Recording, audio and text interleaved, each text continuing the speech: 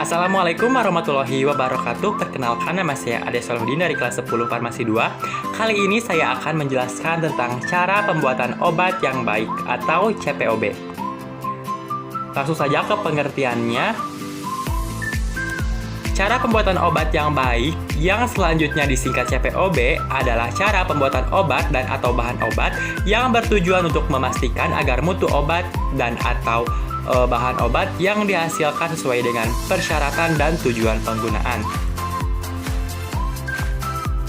CPOB terkini adalah CPOB 2018 yang dikeluarkan pada bulan November 2018. Pedoman CPOB wajib menjadi acuan bagi industri farmasi dan sarana yang melakukan kegiatan pembuatan obat dan bahan obat. CPOB terbaru adalah CPOB 2018 berdasarkan Peraturan Badan Pengawas Obat dan Makanan atau BPOM nomor 34 tahun 2018 tentang pedoman cara pembuatan obat yang baik.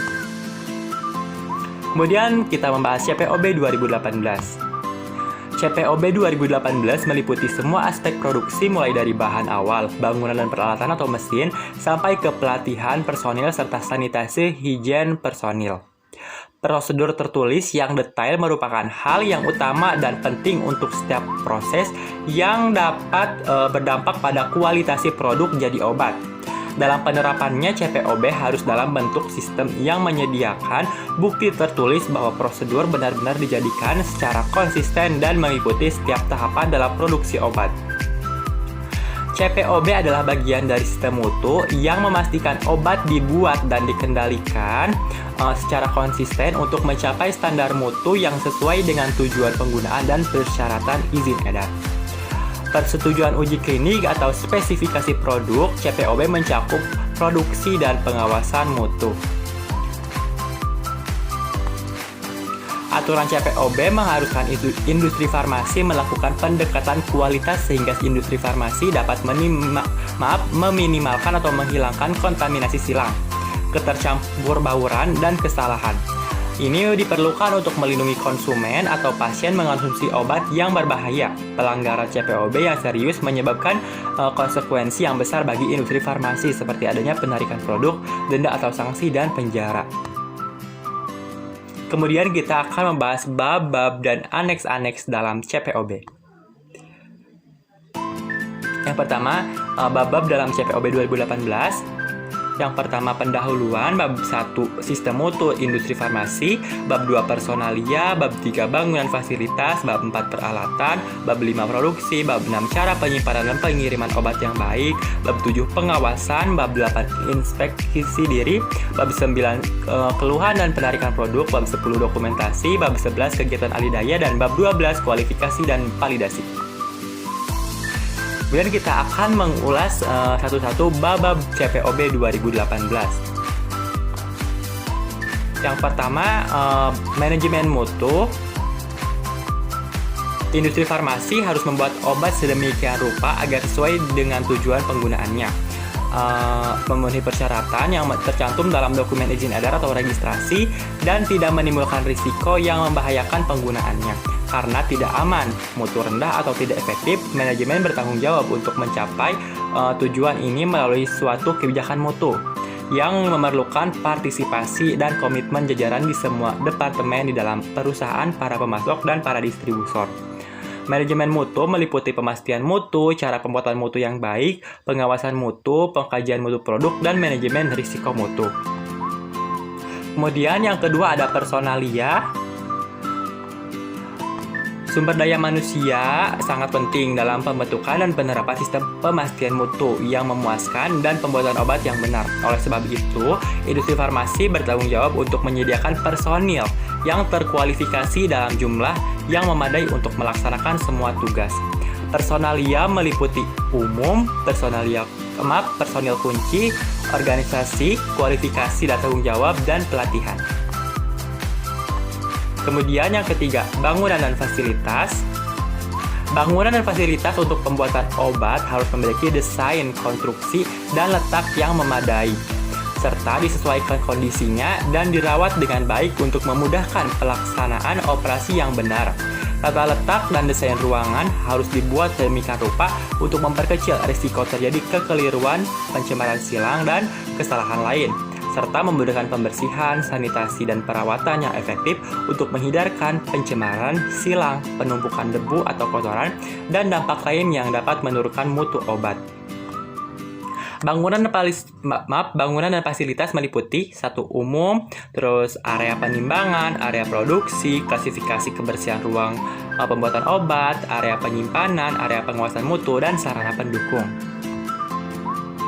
Kemudian yang keempat ada peralatan.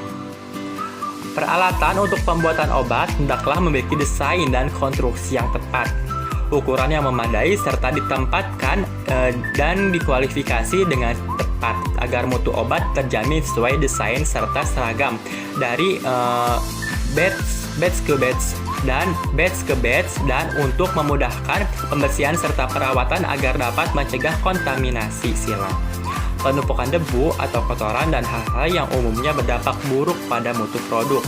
Peralatan meliputi desain dan konstruksi, pemasangan dan penempatan, dan perawatan. Kemudian yang kelima ada sanitasi dan higien. Tingkat sanitasi dan higien yang tinggi hendaklah diterapkan pada setiap aspek pembuatan obat. Ruang lingkup sanitasi dan higien meliputi personil, bangunan, peralatan dan perlengkapan, bahan produksi serta wadahnya, bahan pembersihan dan disinfeksi, dan segala sesuatu yang dapat merupakan sumber pencemaran produk. Sumber pencemaran potensial hendaklah dihilangkan melalui suatu program sanitasi dan higien yang menyeluruhnya dan terpadu. Sanitasi dan higien meliputi higien perorangan, sanitasi bangunan fasilitas, pembersihan dan sanitasi peralatan, validasi prosedur pembersihan dan sanitasi. Kemudian yang keenam ada produksi. Produksi hendaklah dilaksanakan dengan mengikuti prosedur yang telah ditetapkan dan memenuhi ketentuan CPOB yang menjamin senantiasa menghasilkan produk yang memenuhi persyaratan mutu serta memenuhi ketentuan izin pembuatan dan izin edar. Produksi meliputi umum, bahan awal, validasi proses, pencegahan penyebaran silang, sistem penomoran batch atau lot, penimbangan dan penyerahan, pengembalian, operasi pengolahan produk antara dan produk ruahan. Kemudian bahan dan produk kering. Kemudian dalam bahan dan produk kering ada pencampuran dan granulasi, pencetakan tablet, penyalutan, dan pengisian kapsul. Kemudian dilanjutkan ke ada lagi produk cair, krim dan salep non steril. Terus ada bahan pengemas. Kegiatan pengemas ada parodifikasi bahan pengemas, kesiapan jalur, penyelesaian kegiatan, dan penyelesaian kegiatan pengemasan. Kemudian ada lagi pengawasan selama proses, bahan dan produk yang ditolak dipulihkan dan dikembalikan. Yang pertama ada produk kembalian, terus dokumentasi, karantina dan penyerahan produk jadi, catatan pengendalian pengiriman obat, penyimpanan bahan awal, bahan pengemas, produk antara produk ruahan. Terus dalam poin tersebut ada penyimpanan bahan awal dan bahan pengemas, kemudian penyimpanan produk antara produk ruahan dan produk jadi. Kemudian yang ketujuh ada pengawasan mutu. Pengawasan mutu merupakan bagian yang esensial dari cara pembuatan obat yang baik untuk memberikan kepastian bahwa produk secara konsisten mempunyai mutu yang sesuai dengan tujuan pemakaiannya. Keterlibatan dan komitmen semua pihak yang berkepentingan pada semua tahap merupakan keharusan untuk mencapai sasaran mutu mulai dari awal pembuatan sampai kepada distribusi produk jadi. Pengawasan mutu meliputi yang pertama umum, terus ada cara berlaboratorium pengawasan mutu yang baik, dokumentasi, pengambilan sampel, pengujian, persyaratan pengujian. Dalam persyaratan pengujian ada lagi yaitu bahan awal dan bahan pengemas, produk jadi, pemantauan lingkungan, pengujian ulang bahan yang diluluskan, dan pengolahan ulang. Kemudian tadi lanjutkan program stabilitas ongoing. Yang kedelapan ada inspeksi diri, audit mutu dan audit dan persetujuan pemasok. Tujuan inspeksi diri adalah untuk mengevaluasi apakah semua aspek produksi dan pengawasan mutu industri farmasi memenuhi ketentuan CPOB. Program inspeksi diri hendaklah dirancang untuk mendeteksi kelemahan dalam pelaksanaan CPOB dan untuk menetapkan tindakan perbaikan yang diperlukan. Inspeksi diri hendaklah dilakukan secara independen dan rinci oleh petugas yang kompeten dari perusahaan yang dapat mengevaluasi penerapan CPOB secara objektif. Inspeksi diri meliputi audit mutu, audit dan prosedur pemasok. Kemudian yang ke-9 ada penanganan keluhan terhadap produk dan penarikan kembali produk. Semua keluhan dan informasi lain yang berkaitan dengan kemungkinan terjadi kerusakan obat harus dikaji dengan teliti sesuai dengan prosedur tertulis. Untuk menangani semua kasus yang mendesak, hendaklah disusun suatu sistem. Bila perlu, mencakup penarikan kembali produk yang diketahui atau diduga cacat dari peredaran secara cepat dan efektif. Penanganan keluhan terhadap produk dan penarikan kembali produk meliputi keluhan, penarikan kembali, dan penarikan kembali produk. Kemudian yang ke-10 ada dokumentasi.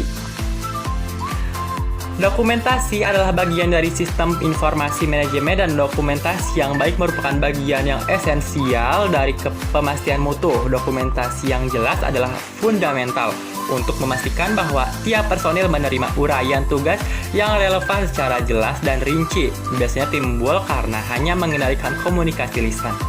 Dokumentasi meliputi yang pertama umum, yang kedua dokumen yang diperlukan. Dokumen yang diperlukan meliputi spesifikasi bahan awal, spesifikasi bahan pengemas, spesifikasi produk dan produk ruahan, spesifikasi produk jadi, kemudian dokumen produksi, dokumentasi produk induk, prosedur pengolahan induk, prosedur pengemasan induk, catatan pengolahan batch, catatan pengemasan, dan prosedur dan catatan.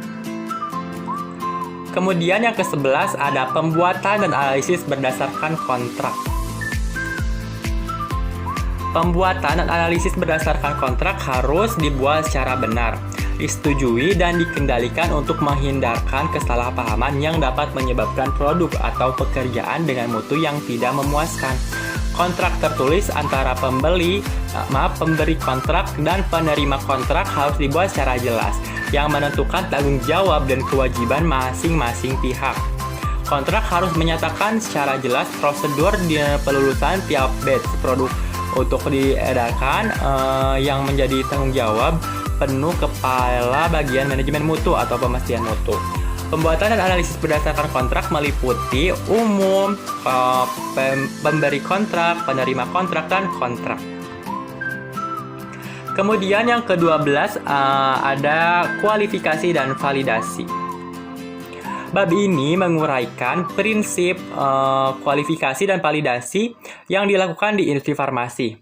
CPOB mensyaratkan industri farmasi untuk mengidentifikasi validasi yang perlu dilakukan sebagai bukti pengendalian terhadap aspek kritis dari kegiatan yang dilakukan. Kualifikasi dan validasi meliputi perencanaan dan validasi, dokumentasi,